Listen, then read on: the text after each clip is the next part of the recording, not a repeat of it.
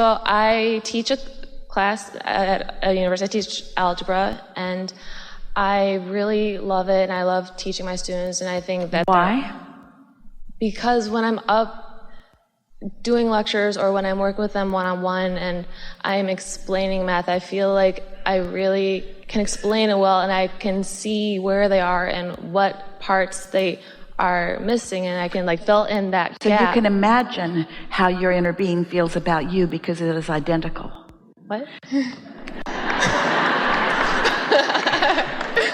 In other words, what you just described is what it's like for us. And these are the things that we want to point out to you.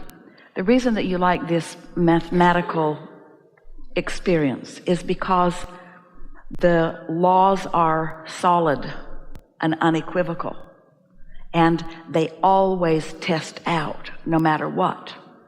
There's no variance from the perfect results. Is that right? Part of it, yeah.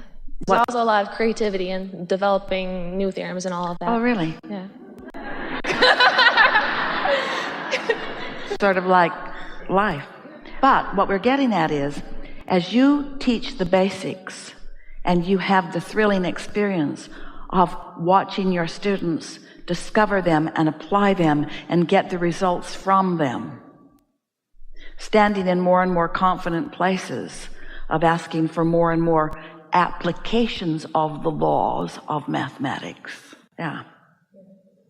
That's really good. Some really, really good bridges in that for humanity. As you take those mathematical laws and you speak with confidence your understanding of their stability and their unwavering beingness, and then you're able to awaken within someone else that knowledge, and then they are able to feel the power of what that knowledge can then bring to them in the application of it. There's a whole lot about law of attraction that's in that, isn't there? There is. Yeah. I didn't even realize that until you said it just now. So how can I reconcile my love for teaching students and seeing those aha moments with the fact that I have to give them exams and grade them and then like mark things wrong? Look at it this way. Your inner being knows where you are vibrationally in relationship to everything you want and calls you accordingly. In other words, your inner being knows what your path of least resistance is, and so knows where to call you. Often you don't know that, and that's when we say to you, it's good for you to be emotionally aware so that you can own where you are. If you're pretending that you are somewhere that you aren't, then you can't acknowledge any movement, not any real movement. And there's no satisfaction in it either. So there's nothing in the world off about knowing where you are in relationship to where you want to be. Just don't put the emphasis on where you are. Instead, let it be about where you're going. And you can do that with what you write around the grade or with the comments that you make once you are grading something. You can acknowledge, I can see real progress here. I can see that you grasped this. This will serve you really well. You're really on the right track here. I'm really pleased with what I see. More is going to open up to you. This is the way this always works. At first, it's more difficult to see each thing that makes sense to you. Then the next things get easier and easier and easier and easier. There isn't anything wrong with understanding where you are. In fact, it is essential because you are where you are, where you are, where you are on your way to where you want to be. Now, some of them, they're just there fulfilling requirements. Some of them don't have any passion for that, but you could help them to develop some passion in that as you start making the correlations between these laws of mathematics and the laws of the universe as you are understanding them to be, the consistency of them. We like to say there's not a shred of evidence to the contrary of what we teach. We'd like you to say that too. There's not a shred of evidence to the contrary of what's going on here in this classroom. A grasping of this is going to set you up for a successful life in all of these ways. First of all, it's going to draw focus from you. Next of all, the focus, once you get it, is going to feel really, really good to you. This is an exercise in empowerment. The application of what you will learn here will be varied with all of you, but it will be beneficial in every single case. You're going to like what you grasp here and how you apply it. And I'm going to revel in every step forward that you make. It's going to be a really fun experience for you and for them. You could say to them, I've learned not just from mathematics, but from mathematics, but I've learned through my life experience that my personal satisfaction really comes from having a desire and moving toward it. And when you're looking for a solution, which is a desire, and then you find a process where no matter what, you can move toward it, you're going to find such satisfaction in grasping this. And I would like you to know, you can say to your students, that nerdy as this sounds, and unwilling as many people are to accept this from me, your satisfaction is my satisfaction. I don't have some standard, it looks like it, that I'm wanting you to all accomplish, because you are all very different. You learn differently, you want differently, you grasp differently. It's your motion forward that I'm excited about.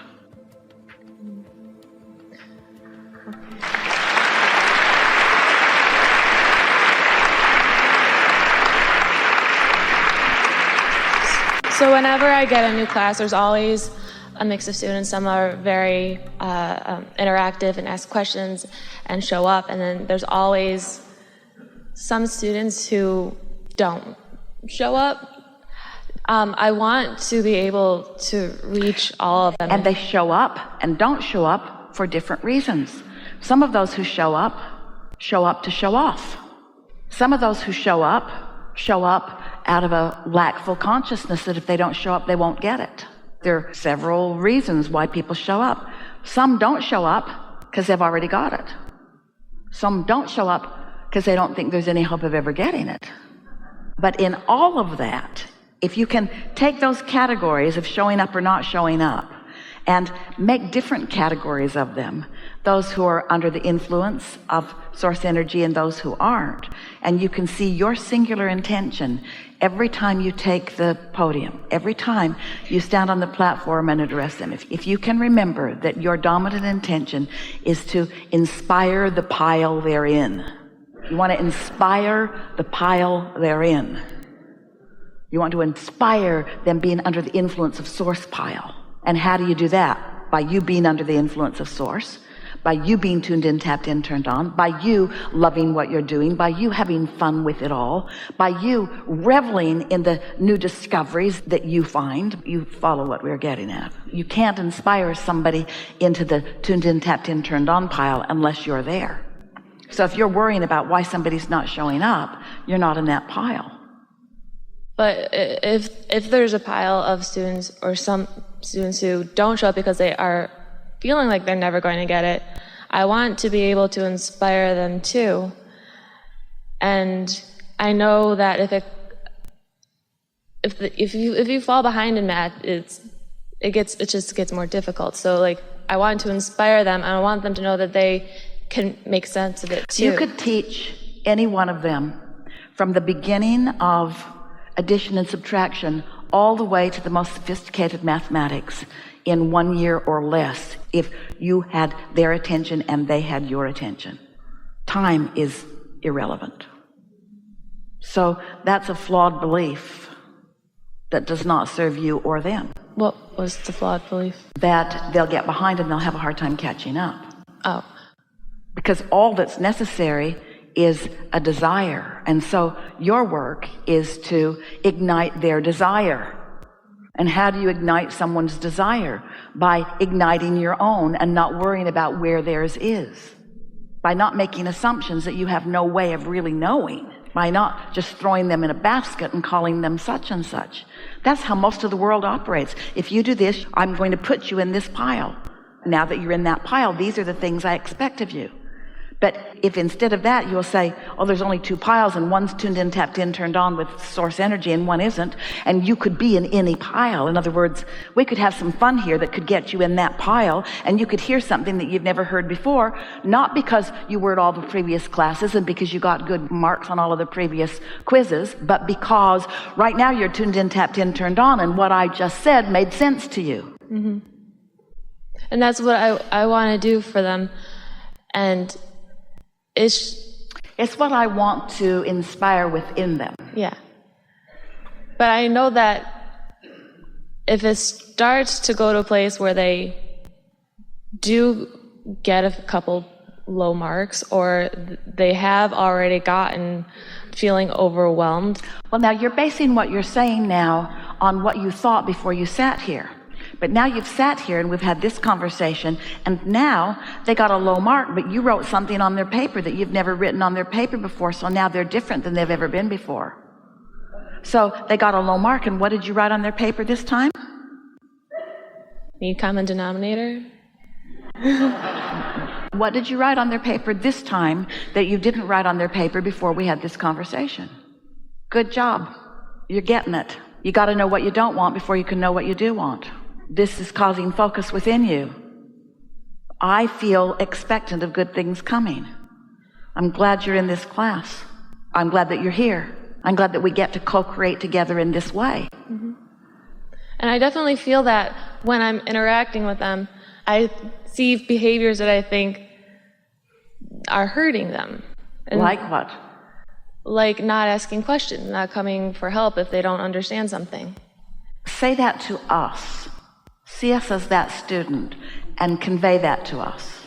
I see what you were trying to do on your homework, and I know why you thought that might work, but there's this one part that's not clicking for you, and I would really like if you could meet with me so I could explain that part to you. Sign me up. But those students don't come. Who would say no to that? Who would say no to that? Several. Do you really say that to them? Or did you just make that up just now? I try to have that be. You don't usually say that to them because your beliefs are in the way. They're not the ones that are showing up. The ones that need me the most are the ones that are coming the least, and the ones that need me the most aren't reaching out to me. Who's reaching out to me? The show-offs.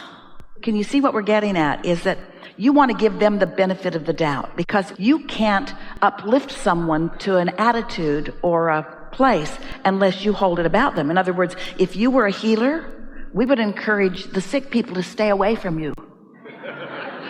Just kidding a little. In other words, they show up sick and you say, oh, should have caught that earlier. We had the class on that last week, but you weren't there. Now look where you are.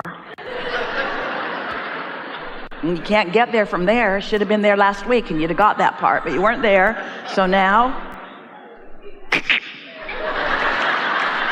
I don't really believe that. I know they all can catch up. You know that. That's why we're messing with you here. But that's what you just said to us. You said the mathematical equivalent of that to us just now. No hope for you. You missed that. All right. And what you want to say is, doesn't matter where you are, you can get to where you want to be from wherever you are, and I'm here to make sure. And because I'm really good at this, I can see where you are. I can see where you are. And if you have any interest, I'm here for you. In fact, I live for this stuff. You kids that know it all, I'm not so interested in you. Well, you are. You're proud of all of them. You want to give all of them the benefit of the doubt. So you wake up in the morning and you feel eager to get up and you meditate. And you focus on your breathing or whatever it is that you do to quiet your mind. And you get insights that day. In fact, you get a sort of pre-announcement of what's going to happen in your classroom even. Because your inner being is out there ahead of you and knows every student is waking up. And some of them who woke up and weren't going to show up for class, wake up and show up for class because of the difference that you made during your meditation. That's the power of influence. And so you're all tuned in, tapped in, turned on, and you're feeling exhilarated about them. And when they come, they're readier maybe than they were otherwise. And then there's a co-creative dance that happens when they're there. And somebody asks just the best question, just like you have done just now. Do you realize the power and the wonderment of this question and how it fits into the body of work that we do? This is good stuff happening right here.